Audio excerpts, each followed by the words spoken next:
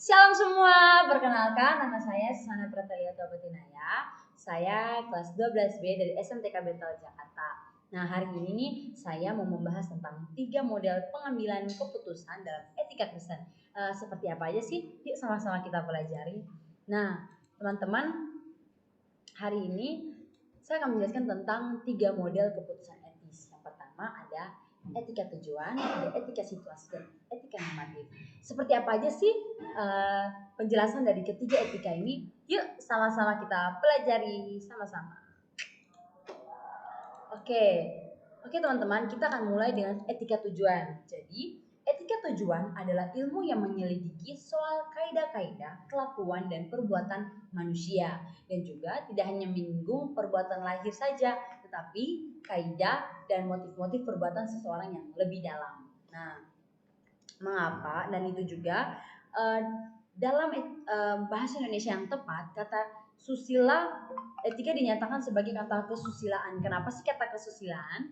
Karena diambil 2 kata, yaitu sila dan su. Sila yang berarti norma atau kaidah, perbuatan hidup atau perintah, dan juga su yang berarti baik dan bagus. Nah, teman-teman, jadi bisa dikatakan setiap perbuatan yang baik itu harus dilihat dari motifnya atau apa tujuan perbuatan itu. Jadi etika Kristen, etika tujuan, etika Kristennya, etika tujuan itu setiap perbuatan yang baik harus dilihat dari motifnya. Apa tujuannya seseorang ini melakukan hal itu? Apakah tujuannya baik atau tidak? Kalau tujuannya baik berarti itu bagus, tapi kalau tujuannya tidak berarti itu tidak masuk dalam etika yang baik dan benar. Oke, teman-teman, hari ini saya akan mengambil contoh, yaitu seperti yang teman-teman bisa lihat di bawah sini, itu ada rajin pangkal pandai, malas pangkal bodoh. Nah, teman-teman, saya akan mengambil contoh, jika seorang murid dia rajin belajar, maka dia akan menjadi orang yang pandai. Nah, nanti saat dia ujian, dia tetap bisa menjawab, tapi dia menjawab dengan apa yang dia pelajari, dengan apa yang sudah dia cerna di otaknya, dengan kepandaian yang dia miliki. Tetapi berbeda dengan seseorang yang saat ujian dia nyontek. Nah, itu memang mendapatkan nilai yang bagus, tapi sayangnya dia tidak melakukan etika yang baik, teman-teman. Jadi, etika tujuan itu kan dari ilmu menjadi tentang perbuatan manusia. Nah, kita bisa lihat dari murid ini nih, tujuannya dia di sini yang menjadi tujuan atau sasaran yang ingin dia capai, yaitu menjadi murid yang pandai. Dengan apa? Dengan cara dia belajar, bukan dengan cara dia nyontek. Gitu, teman-teman. Nah, berikutnya, menurut iman Kristen, seluruh perbuatan baik adalah theosentris dan kristosentris. Nah, artinya berpusat dari, oleh, dan untuk Tuhan Yesus Kristus. Jadi semua yang kita lakukan, semua yang kita perbuat itu untuk Tuhan, dan semua yang ada dalam diri kita, apapun yang kita perbuat, apa yang kita lakukan semuanya untuk Tuhan. Itu, teman-teman. Oke, seperti juga yang terdapat dalam 1 Korintus, nah teman-teman bisa lihat ini 1 Korintus 10 ayatnya yang ke-31. Di situ mengatakan, baiklah kamu makan, baik kamu minum, baik apapun yang kamu perbuat, lakukanlah itu untuk kemuliaan Tuhan. Nah, berarti teman-teman, kita perlu tanamkan dalam hati kita, dalam diri kita, bahwa semua yang kita lakukan, kita kan sebagai anak-anak Kristen yang percaya.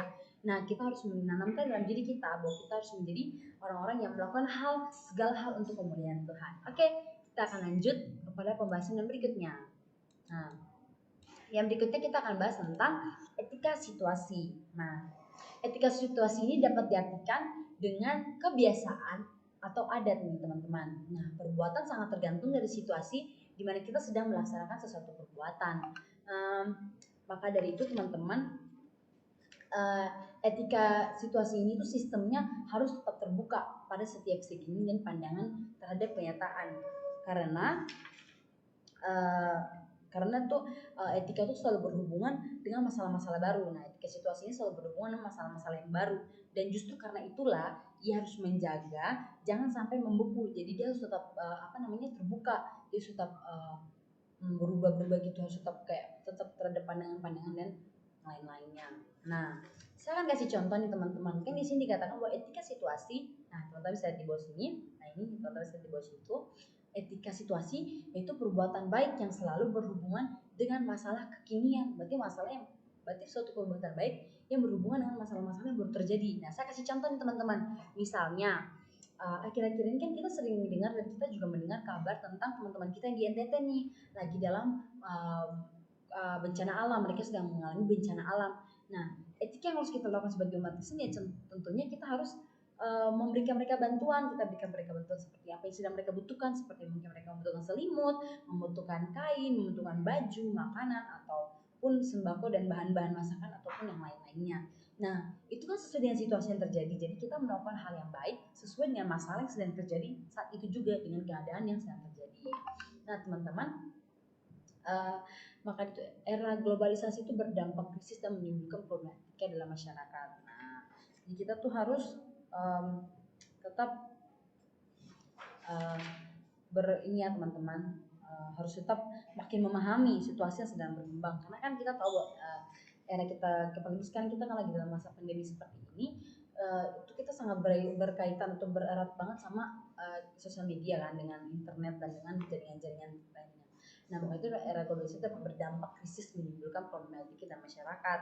Nah, maka dari itu kita harus bisa nih teman-teman memahami situasi yang sedang terjadi atau sedang berkembang. Jadi kita tuh jangan cepat-cepat nih menyalahkan orang lain dengan menuding atau melakukan hal-hal yang tidak benar, seperti mengomentari hal-hal yang tidak benar. Kita nggak tahu kenyataan apa yang sedang terjadi, kita nggak ngerti situasi yang sedang terjadi saat itu, dan kita main ceplos-ceplos aja, itu nggak boleh teman-teman. Oke, kita langsung lanjut aja ke yang berikutnya, yaitu ini etika yang terakhir nih teman-teman. Kita akan belajar tentang etika normatif. Nah, etika normatif ini menggunakan norma-norma atau ukuran yang menunjukkan bagaimana sepatutnya kita hidup atau berkelakuan. Nah, teman-teman, menurut etika Kristen nih, menurut buku etika Kristen tuh, etika normatif itu ukurannya adalah firman Allah, yaitu Alkitab. Jadi ukurannya kita untuk melakukan segala hal itu yaitu firman Allah, yaitu Alkitab. Dan tanpa dikatakan oleh buku pun, menurut saya teman-teman semua udah pasti tahu ya bahwa kita harus mengikuti apa yang dikatakan oleh Alkitab. Nah, seperti juga karena Alkitab itu adalah Tuhan sendiri, firman Allah adalah Allah sendiri, yaitu kita harus mengikuti apa yang dikatakan oleh Allah. Nah, maka dari itu kita tuh harus tahu nih apa yang menjadi kehendaknya Allah, supaya kita dapat melakukan hal tersebut kepada sesama kita, gitu teman-teman. Nah, pertanyaan yang sering terjadi nih, yang sering saya dengar juga, apakah etika normatif itu dapat diterapkan di masyarakat kita yang majemuk? Nah, kita tahu kan bahwa kita nih hidup di Indonesia, di mana Bhinneka Tunggal Ika, berbeda-beda tetap satu. Nah, kita tuh bermacam-macam, beragam-ragam suku, beragam-ragam budaya, bahasa, agama, keyakinan, dan lain-lain. Nah, apakah etika normatif dapat diterapkan, dan apakah kita kan ukurannya Alkitab, bisa nggak sih diterapkan di sekeliling kita? Tentu saja tidak teman-teman, karena suatu ukuran etika normatif itu sepenuhnya tentu saja tidak, karena pandangan atau konsep seseorang tentang Allah dan sesama manusia itu adalah sangat tergantung dari iman dan kepercayaan mereka atau agama yang dianut mereka masing-masing. Jadi etika normatif atau apa yang mereka lakukan itu tergantung dari kepercayaan mereka. Jadi kita nggak bisa memaksakan kepercayaan kita kepada orang lain. Maksudnya kita nggak bisa memaksa mereka untuk melakukan apa yang kita ingini gitu. Nah, harus sesuai dengan kita juga namanya kita harus saling menghargai kan satu sama lain. Oke teman-teman, kita lanjut. Makanya di sini nah, ada etika perseorangan dan etika sosial. Nah, teman-teman, saya pindah. Oke, etika perseorangan ini, etika perseorangan itu perbuatan baik yang ditujukan untuk perseorangan, tetapi etika sosial ini itu ditunjukkan untuk masyarakat, itu untuk kebersamaan. Nah, tapi kadang-kadang nggak boleh nih etika perseorangan yang tidak peduli dengan perubahan atau pemulihan susunan masyarakat adalah etika yang salah. Jadi karena kita tahu bahwa ada etika yang perbuatan baik itu kan untuk perseorangan, berarti masing-masing dong. Iya, memang masing-masing itu untuk memperbaiki diri sendiri, seperti melakukan yang terbaik gitu, supaya kan kalau kita melakukan yang terbaik buat diri kita, pastinya sekeliling kita juga pasti akan mendapatkan dampak yang baik kan. Tapi kita nggak boleh jadi orang yang egois, kita tetap harus bersosialisasi nih kayak yang di sini nih, oke.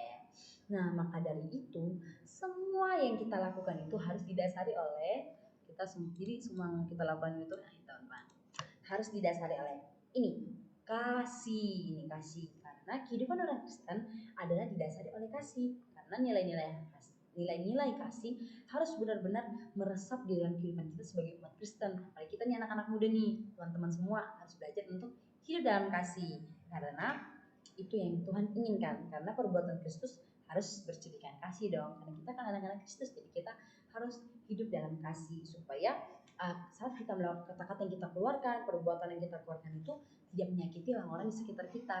Nah, itu teman-teman. Oke, sebagai akhirnya kesimpulan, saya mau mengatakan bahwa seperti apapun keadaan yang kita hadapi, kita harus tetap mengingat ketiga model pengambilan keputusan etis yang tadi, yaitu ada etika tujuan, etika situasi, dan etika normatif. Nah, jadi kita harus tetap semangat nih teman-teman dalam menghadapi kehidupan kita di masyarakat yang majemuk seperti ini. Kita perlu nih mempelajari tiga etika ini. Terima kasih, semoga ini menjadi sarana buat teman-teman, semoga ini memberkati teman-teman. Terima kasih, Tuhan Yesus memberkati. Saya pamit undur diri. Bye-bye.